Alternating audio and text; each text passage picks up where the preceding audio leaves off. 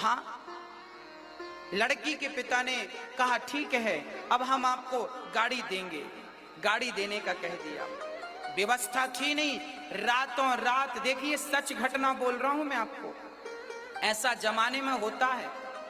लड़की के पिता ने रातों रात अपना घर गिरवी रख दिया और गिरवी रख कर जो पैसे मिले सुबह गाड़ी खरीदी और जो 8-10 लाख की गाड़ी आई वो गाड़ी लड़के के हाथ में रख दी। बेटा ये चाबी है, आप लो। अब लड़का गाड़ी लेकर गया। एक दिन क्या हुआ, लड़का अपनी पत्नी को गाड़ी पर घुमा रहा, चलो आज तुम्हें सैर करा के लाते हैं।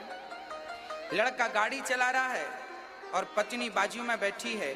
पत्नी बोल रही है जरा आहिस्ता, धीरे चलो धीरे चलो धीरे चलो। लड़का तो बोला ना, मुझसे तो आती है, पहली ससुराल की गाड़ी सब ऐसी चलाते हैं, दहेज की गाड़ी है। चलाई गाड़ी, आगे मंदिर था, खिचड़ी प्रसाद बट रहा था। एक अपाहिज, एक लंगड़ा जिसका एक पांव था नहीं, एक ही पांव था, बैसाखी लेके सड़क पार कर रहा था। तभी साहब की गाड़ी आई और देखा कि सामने अपाहिज है। इन्होंने ब्रेक लगाया और ब्रेक लगा, चढ़ गए ब्रेक पर। गाड़ी घिसड़ती घिसड़ती उस अपाहिज के पास जाकर खड़ी हो गई। बाल बाल बच गया, नहीं अपाहिज मर जाता। अब ये साहब गाड़ी से उतरते हैं, अपाहिज पर बरस पड़े, मूर्ख, कमा के खा नहीं सकते, जब देखो भिखमंगों की तरह लाइन पे खड़े होकर भीख मांगते रहते हो, अभी तुम्हारे चक्कर में हमारा एक्सीडेंट हो जाता। तब लड़की ने कहा अपने पति से क्रोध ना कीजिए। 100 रुपए निकाला, लड़की ने अपाहिज की झोली पर डाल दिया। अब बिगड़ गया ये आदमी, क्यों, तुम्हें क्या जरूरत थी 100 रुपए देने की अपाहिज को, तुम लोगों के द्वारा इनका मनोबल बढ़ता है, अभी हमारा एक्सीडेंट हो जाता। तब उस लड़की ने मुस्कुराते हुए कहा कि ये तो अपाहिज है, इसका तो भीख मांगना बनता है, क्योंकि ये अपाहिज है, कमा के खा नहीं सकता, ये भीख मांग रहा है, शोभा देता है कि ये अपाहिज है। पर तुम तो अपाहिज नहीं थे, मंडप में मेरे बाप से भीख मांगी तब तुम भीख नहीं मांग रहे थे क्या? क्या वो भीख नहीं थी? अरे केवल अंतर इतना है कि ये भिखारी मंदिर के बाहर के भिखारी हैं और तुम मंडप के भिखारी हो। भिखारी तुम दोनों हैं, तुम दोनों ही हो। तुम्हें लज्जा आनी चाहिए कि ये तो अपाहिज है, ये तो कमा के खा नहीं सकता, आपके तो भगवान ने दोनों पांव दिए हैं, कमा के खा सकते हो, फिर भी भीख मांगते हो। आदत पड़ गई है भीख मांगने की, ये तो भिखारी है, पर आप जैसे लोग भिख मंगे होते हैं।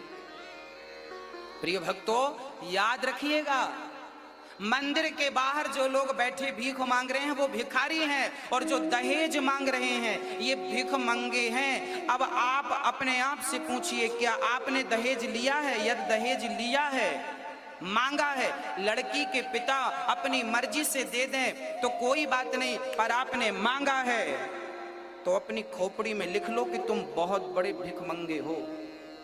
हाँ, 100 भिखारी मरे होंगे तब तुम जैसे भिखमंगे पैदा हुए। हाँ, और मैं आप सभी से कह दूं कि जो दहेज लेता है ना, उससे बड़ा भिखमंगा कोई नहीं होता। हम तो कहते हैं कैसों के घर के बाहर लिख दो भिखमंगे का घर यही है, ये भीख मांगने वाले लोग हैं। इसलिए मैं आपसे प्रार्थना करता हूं कि अपने बच्चों को इतना योग्य बनाइए, इतना योग्य बनाइए कि उन्हें किसी के सामने हाथ फैलाने की जरूरत ना पड़े।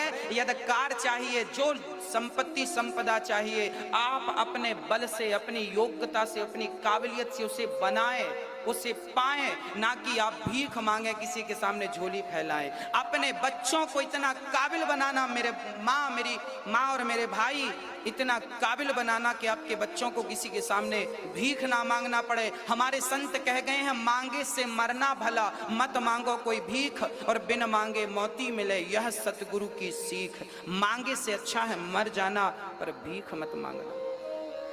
अपने आप को योग्य बनाइए, काबिल बनाइए, काबिल बनाइए, ताकि आप किसी को दे सकें। अरे हम दें दुनिया को, हमें दहेज की भिक्षा ना लेनी पड़े।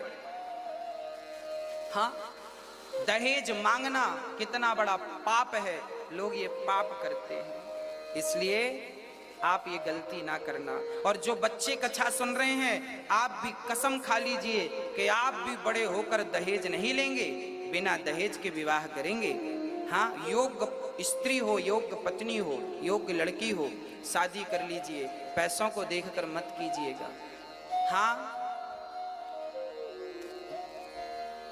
नहीं तो गति बिगड़ जाती है। अब सीता माँ विदा हो रही है। जनक जी ने अपनी मर्जी से बहुत सारा धन धान्य, गाड़ियों में सोना चांदी हीरा मोती, गाय घोड़े हाथी दास दासियां, ना जाने क्या क्या दिया।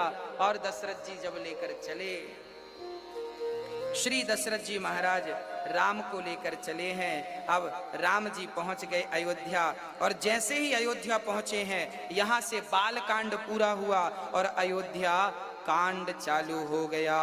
बोलिए भक्त वत्सल भगवान की, सियावर रामचंद्र की। अब हम आपको राम कथा का शेष भाग कल श्रवण कराएंगे। राम जी आए हैं, गोस्वामी जी लिख रहे हैं।